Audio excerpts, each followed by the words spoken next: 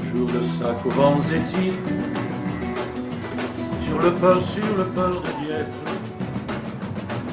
Il commence la sophétie, il y eut seulement des guerres. Toujours de sac aux vents étis. Le mouvement syndical a besoin de connaître son passé pour comprendre ce qu'il est. Et la CGT dans l'agglomération dieppoise, c'est une longue histoire.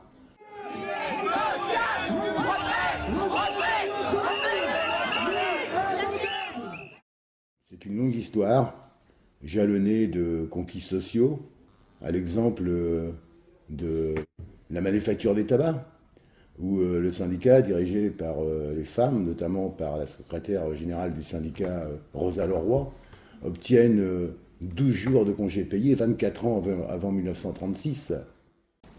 Toutes les générations de militantes et de militants de la CGT, selon la période, s'engageaient sur un objectif précis, avec en perspective l'union de toutes les forces de progrès pour aboutir au Front populaire, avec les conquêtes que l'on sait, les congés payés, la reconnaissance des délégués dans les entreprises, les conventions collectives, l'augmentation des salaires, et puis la lutte pendant la période de l'occupation, la lutte pour le rassemblement de toutes les forces de progrès, avec l'élaboration d'un programme qui a donné lieu à la création de la sécurité sociale, les comités d'entreprise, les nationalisations des principaux secteurs clés de l'économie, la retraite, la répartition.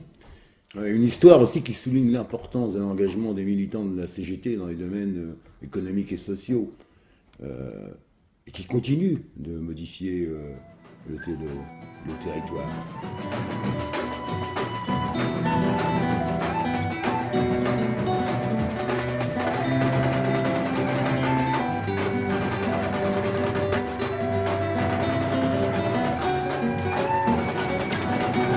L'UNICA aujourd'hui reste une structure déterminante en fait dans la vie quotidienne de la CGT parce que c'est évidemment un organisme de proximité pour les salariés mais aussi pour les syndicats qui sont présents sur le territoire. Je travaille à JPS, il n'y a jamais eu de syndicat du tout dans la boîte de toute façon.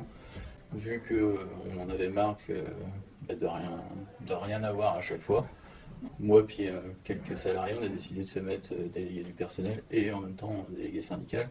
Et heureusement qu'il y avait l'UL parce que sinon je sais pas où j'arrêtais en fait.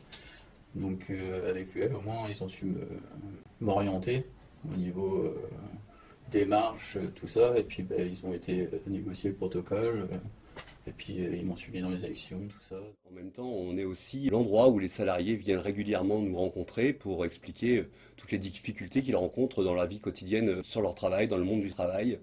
Je suis venue à la CGT parce que dans mon entreprise, ça n'allait pas trop, quoi. Donc j'ai poussé la porte de l'UL pour voir un petit peu comment ça se passait, tout ça, parce que je voulais m'engager auprès des salariés pour aider, pour améliorer un peu nos conditions de travail et tout ça, parce que tout le monde en avait un peu marre, quoi. Aujourd'hui, avoir des responsabilités dans une union locale, ça apporte une richesse incroyable, que ce soit au niveau humain ou au niveau des connaissances, parce que on multiplie évidemment les fonctions, on a des responsabilités bien sûr d'accueil, on a des responsabilités de formation, on a besoin de connaissances dans le droit du travail, dans les lois.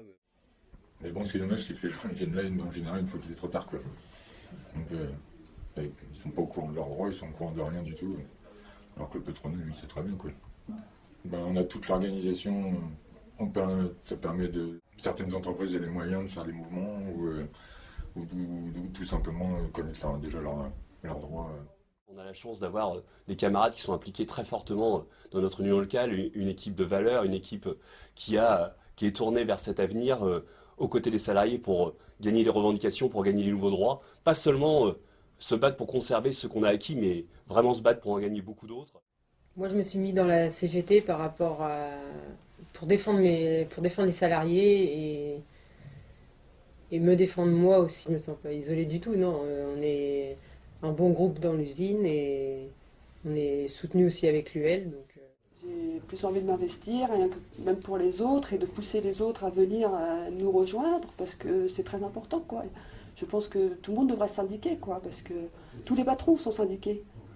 Donc eux, c'est leur force. Nous, si tous les employés se syndiquaient, ça serait une force en plus. Je suis arrivé au syndicat en 2006. J'ai toujours été depuis ces années accompagné par une locale de Dieppe, qui fête ses 100 ans aujourd'hui. C'est grâce à eux, grâce à leur conseil au quotidien, qui nous permet d'avancer et de combattre ensemble. Nous, aujourd'hui, on se continue du combat, conseille notre union locale. C'est pour ça qu'on est ici aujourd'hui. On fête ses 100 ans. Vive l'union locale et vive la CGT. La chance quand on a travaillé comme ça sur 100 ans d'existence d'union locale, c'est que ça donne une seule envie, c'est de construire l'avenir. Le fil conducteur de ce livre, c'est la pertinence de l'engagement syndical à toutes les périodes, comme école de solidarité, de fraternité, d'émancipation humaine. Et on a une opportunité avec ce livre de donner à voir et à comprendre ce que l'engagement syndical signifie au cours de toute son histoire, mais aussi le fait qu'il est tourné résolument vers l'avenir et que c'est une solution aujourd'hui qui met en exergue que le collectif est toujours plus positif que l'individualisme et le repli sur soi-même. Qu'il y eut seulement des guêpes le jour de Sacco-Vanzetti. Non, voilà-t-il un apprenti qui d'aller sur le port de Dieppe. C'était tout un roman bâti pour n'y rencontrer que des guêpes le jour de Sacco-Vanzetti.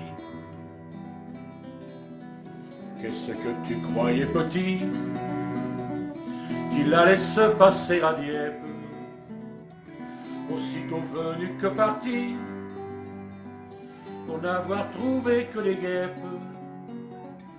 le jour de Sacco-Vanzetti.